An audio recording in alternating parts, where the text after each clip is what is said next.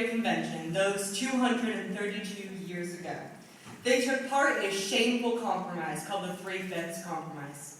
Now, when they had laid out the direction for our legislative section of our government, they decided that the House of Representatives would be based proportionally on population. Now, the southern states didn't like this because slaves were not counted in their population. So they created what is called the 3/5 Compromise. Each state would count for 3/5 of a person and therefore could be contributed when counting the population for the House of Representatives vote. Now, when it came time to decide the president, the northern states wanted for a popular vote, a decision by the people. But the southern states didn't want that because their slaves couldn't vote. So they created what is known as the Electoral College. And the Electoral College allowed them to count their slaves as part of their population and get a higher amount of votes than the northern states while still repressing their people and not allowing them to vote. Now, it's been almost 150 years since slavery was abolished, and I think it's pretty clear that the Electoral College is outdated as well. Now, there are three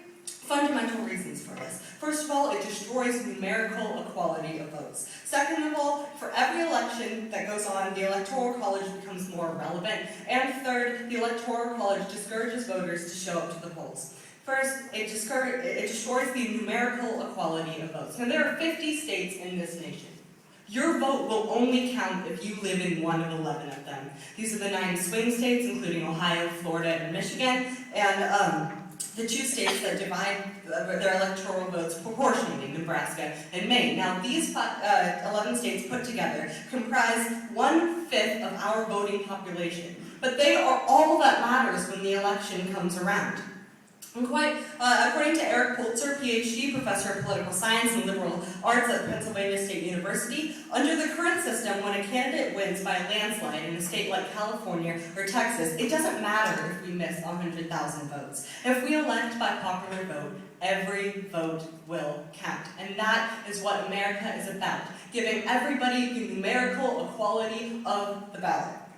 Okay, also some states' votes count far more than others. Now, each state gets a electoral vote for every legislator they have. Therefore, small states have a distinct advantage because they automatically get 2 for their senators. Now, even if they only have so small a population that they can only have 1 congressman, they get at least 3 electoral votes.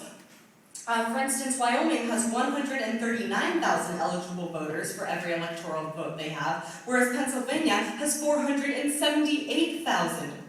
Therefore, a vote in Wyoming counts almost 3.5 times more than a vote in Pennsylvania. Is that really the message that we want to send as a democratic nation? Now, there are only 4 states whose votes really, really matter in this election, and those are small swing states. Small states because their vote counts more, and swing states because that's really what decides the election. Now, those states are Nevada, Colorado, Iowa, and New Hampshire. Put together, they comprise 4% of our voting population, yet they matter more than the other 96%. And according to the Census Bureau, California has over 12% of the United States population, but only 10% of electoral vote. Also, the Electoral College, perhaps because of this, becomes more and more relevant as elections go on. Now, when the Electoral College was founded, the largest state in the Union was 6 times the size of the smallest one. Today, the largest state in the Union is 653 times that of the smallest one. Therefore, the discrepancy gets bigger and bigger, and the amount of which votes counts also gets bigger and bigger. And the fourth point, which is perhaps the most important part to this debate, is that the Electoral College discourages voters to show up to the polls. Now, we've all heard the horrifying statistics. Only 40% of eligible voters actually vote, even though we live in a democratic nation. But when that ballot comes around on November 6th, we're not going to just be making a choice between Mitt Romney and Barack Obama. We'll be making decisions on Prop 34, which decides whether the death penalty will be abolished. Prop 35, which decides genetically engineering food. Prop 39, that changes the corporate tax system. These initiatives change our state and our country. But if a person's vote does not matter, then they will not show up to the polls to vote for president, and therefore will not show up to the polls to vote for state initiatives, and the whole point of a democratic country is being completely undermined by a system that continues to give favor to different votes. Thank you.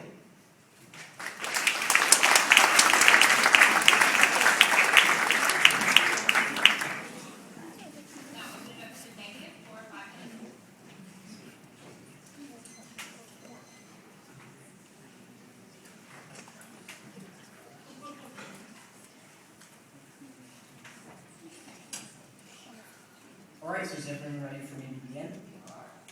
Alright, so starting time now. So before I actually jump into the case, I just want to thank everyone for making today's debate possible. So I have three main contentions to explain why you should be voting in the negation in today's round. So my first contention today is that the Electoral College preserves federalism. So according to Tara Rossi 2004, who's an attorney and legal writer, individuals are best protected in the presidential election system when they can combine with others in their state and make their voices heard as a law. Disparaging the Electoral College as unfair requires that similar criticisms be directed at the Senate or other similar features of our government that are created as protections for the small states. The Electoral College is simply one of several constitutional devices created by the framers to protect the diverse interests of the states. The Electoral College protects the interests of the states and thus our votes today. The Electoral College is an important safeguard providing a federal system. So basically what federalism is a balance of power between the federal government and the state governments. And seeing as that federalism has decreased in America since the time of our founding fathers, the Electoral College is one of the few bastions of federalism left in America today. And what we can extend off of this is that the Electoral College allows states to basically appoint electors, create laws for electors, and basically reform the electoral process. So according to a Florida State University Law Review in 2001, the Supreme Court has talked about federalism in numerous cases, and it derives a lot of impacts off federalism. So first, the court pronounces that the principal benefit of the federal system is its ability to protect individual liberty. The creation of two governments would ensure liberty by forcing both the state and the federal governments to compete for the affection of the people. Second, the court exalts the new common penal into the states as laboratories of democracy. Federalism prevents states to perform their role as laboratories for experimentation to devise various solutions where the best solution is far from clear. A third argument is grounded on some of the same basic tenets of democratic theory. As the court wrote, the federal structure assures a decentralized government that will be more sensitive to the diverse needs of a heterogeneous society. It increases opportunities for citizen involvement in democratic processes or voter turnout. So when we get rid of the Electoral College, as the affirmation is trying to argue for, we basically diminish federalism in these different states. We discourage federalism because the Electoral College, as I've already stated before, is one of the few bastions of federalism left in the process. Now, moving on to my second contention today is that the Electoral College prevents a tyranny of the majority. So according to Timothy S. Boylan, in an article titled The Open Political Science Journal, published in 2008, the problem with the simple definition and insistent on one person, one vote in all instances and at all times is that it allows for inconsistent consequences. The majority can always act in such a way towards those who are not in the majority to undercut the legitimacy of democracy itself. In short, the majority can oppress the minority. The constitutional mechanisms that check the power of the majority may, in effect, act more to preserve democracy than to contradict that. Without such checks, democracy can defeat the very values on which it is based on. So what the affirmative is trying to argue for in her first speech is she talked a lot about how the Electoral College destroys numerical equality and that some states actually matter than others. However, what we can see is that by preserving the Electoral College, we ensure that those minority votes are actually protected, moreover, and also that these minority states are actually protected.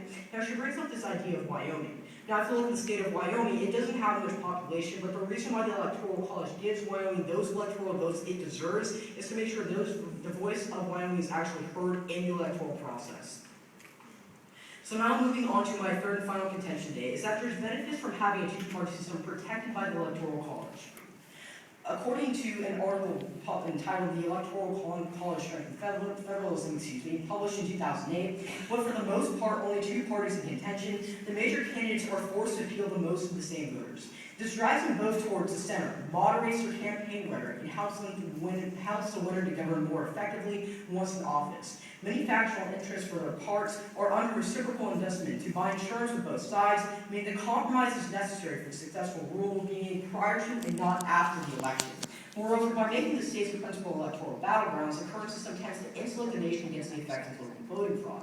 So the Electoral College preserves the two-party system and discourages third-party candidates. As what we can see is that since third-party candidates sometimes can be very extreme, it basically roots them out of the process, number one. And number two, by encouraging a two-party system, you make the electoral process and even the process in Congress when people are trying to decide on legislation, you make both those processes less complicated because you don't have so many voices actually being heard. So for this three main contention today, I hope for the strongest vote in litigation. Thank you.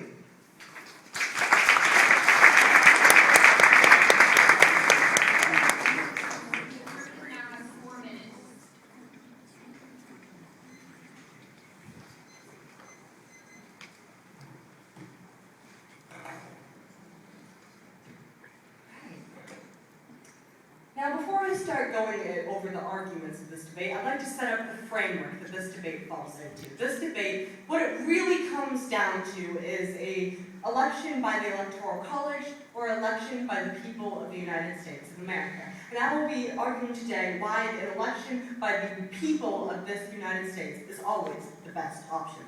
Now, he said the Electoral College preserves federalism, and that if it protects individual liberty. Now, as to his argument about preserving federalism, well, don't you think the states are better off than the people are better off? The states' votes are made up by the people within it. So if we could create the votes solely based on the people, then it makes everyone better off. Also, he said it protects individual liberty. However, if we're really going to protect liberty, don't you think we should promote democracy and promote the right to vote and promote the numerical equality within votes? Also, he said that we must check the will of the people. But who is going to check the will of the people? According to his plan, it's electors. Electors are people too. If none among us, as Ronald Reagan said, if none among us is fit to govern ourselves, then who among us is fit to govern someone else? Now, this is a fundamental problem with the Electoral College. We're entrusting 538 electors to make a decision for the 311 million people in America. And as we saw with the election in 2000, that doesn't always go the right way. Also, he said it discourages third-party candidates. Now, I don't really think this is a major point, considering that a third-party candidate has never won an election. But also, there's nothing wrong with having a third-party candidate in an election. If a third-party candidate is able and wants to run, and the people are able and want to vote for him, there's nothing wrong with that. In fact, it can actually help elections because it creates a margin in which one party can win over the other party. Now, I'd just like to go into, again, not necessarily in his arguments, but in the whole debate in general, why a direct democracy is better than the Electoral College system. Now, it's important to remember during the course of this debate that our founding fathers didn't even agree on the system of an Electoral College. The northern states, which is the states that we abide by today, didn't want an electoral system. They wanted a decision by the popular vote. James Madison himself said that the election of the president is a great departure from the Republican principle of numerical equality. But because of slave states, we have an electoral college. And that is not something we want to associate with ourselves. And although many people may not know that slavery was the cause of the electoral college, it is still important that we separate each other from that ideal. It may have been necessary at one point. And our topic today states the electoral college is no longer necessary. It was necessary at the time for the slave states because they had slavery, and it was necessary because the discrepancy of populations was so low, but the point is it is no longer necessary in the election of the President of the United States. And the best way to do this is by entrusting the people. And he seems to think that we need to put a check on the people, that the people should not be decided. But we are voting for a person.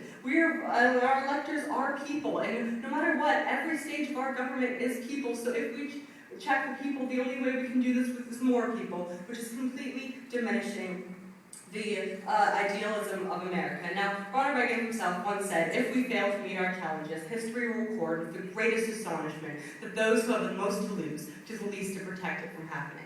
But what do we have to lose as a country?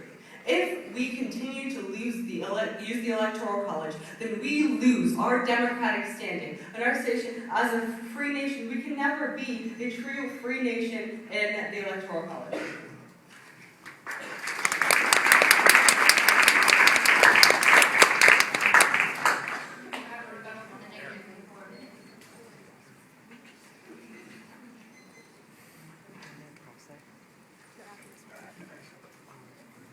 Starting my time now. So in this speech, I'll just be going over the affirmations case and arguing and refuting so many